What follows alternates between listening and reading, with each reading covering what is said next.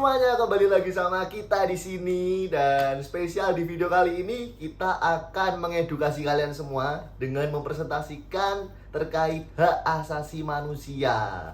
Tapi sebelumnya di sini kita mau perkenalan diri terlebih dahulu. Dimulai dari saya, Algifari Bintang Saputra dengan nomor induk mahasiswa A15 2020 01875 dan selanjutnya Saya Edo Yunanta Putra dengan NIM A15 2020 01876. Nama saya Muhammad Rizky Nuril Hakim dengan NIM A15 2020 01859. Dan saya Hafiz Ardiansyah Nugroho dengan NIM A15 2020 01872. Dan saya Naufal Hadi Mumtaz dengan NIM A15 2020 01877. Nah, cekidot langsung ke videonya. Nah, untuk mengawali dari semuanya, saya akan menjelaskan hal yang mendasar dahulu, yaitu pengertian. Nah, di sini ada pengertian hak asasi manusia menurut KBBI. Nah, pengertian hak asasi manusia menurut KBBI itu adalah manusia yang memiliki haknya untuk dilindungi secara internasional, seperti hak untuk hidup, merdeka, kebebasan berpendapat, sampai kebebasan untuk memiliki sesuatu. Nah, selanjutnya bisa dilihat di sini. Ini adalah pengertian hak asasi manusia berdasarkan Undang-Undang Nomor 39 Tahun 1999.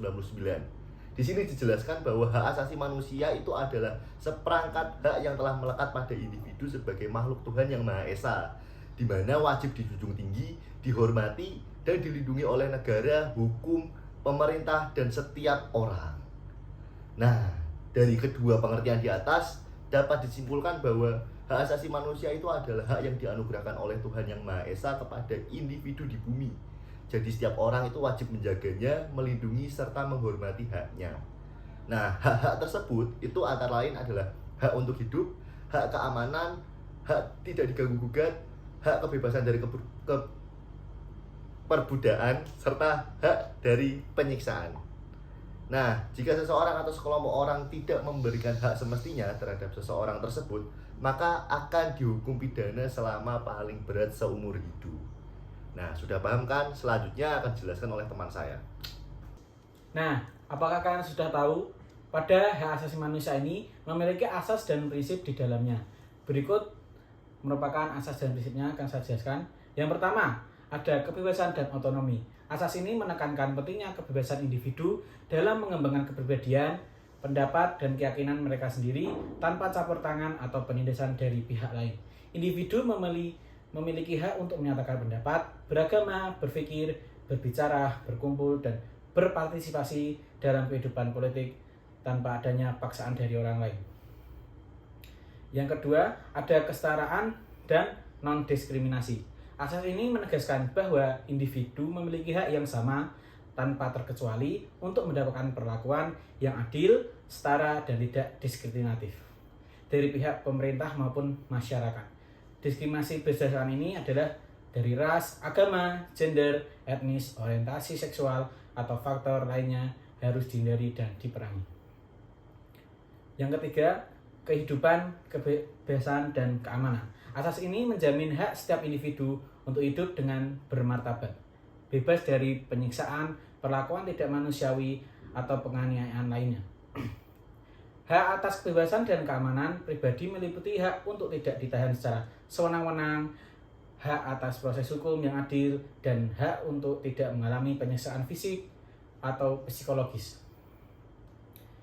Dan yang terakhir, ada keadilan dan keadilan sosial. Asas ini menuntut keadilan dalam semua aspek kehidupan, termasuk akses yang setara terhadap layanan kesehatan, pendidikan, perumahan, pekerjaan, dan keadilan ekonomi.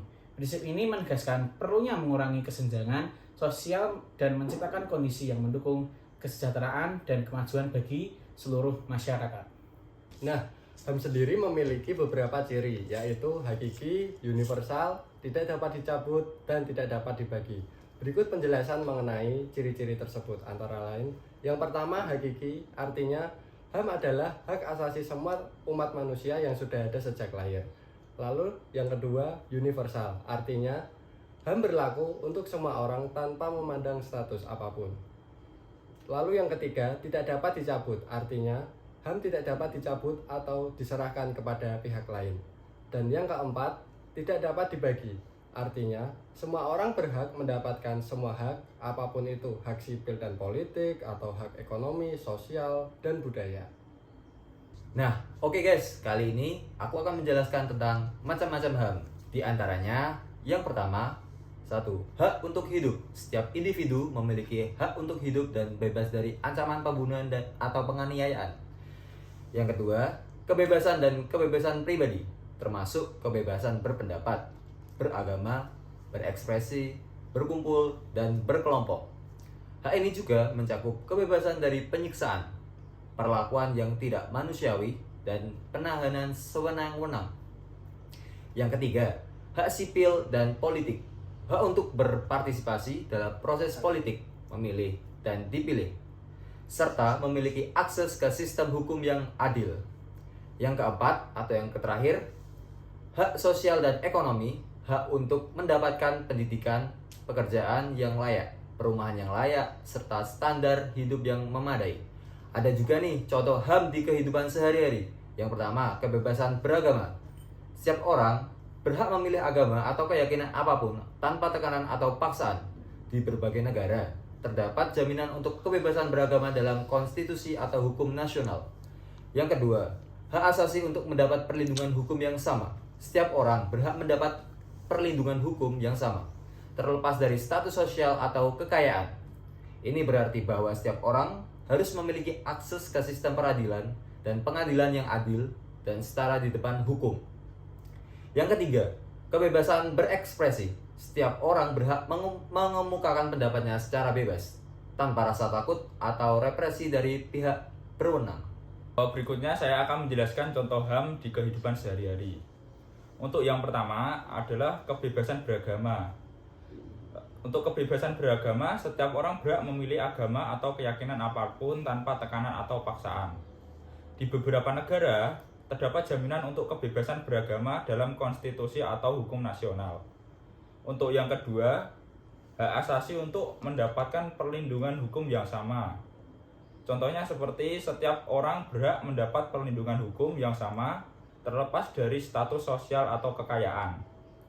Ini berarti bahwa setiap orang harus memiliki akses ke sistem peradilan dan pengadilan yang adil dan setara di depan hukum. Untuk yang terakhir, yang ketiga, kebebasan berekspresi. Setiap orang berhak mengemukakan pendapatnya secara bebas tanpa rasa takut atau represi dari pihak berwenang. Nah, itu dia video dari kita yang mengedukasi kalian tentang hak asasi manusia. Gimana? Sudah cukup jelas kan? Nah, kita sekarang mau undur diri nih. Mohon maaf apabila ada banyak salah dan kata. Semoga video ini dapat mengedukasi kalian semua. Terima kasih dan sampai jumpa. Dadah.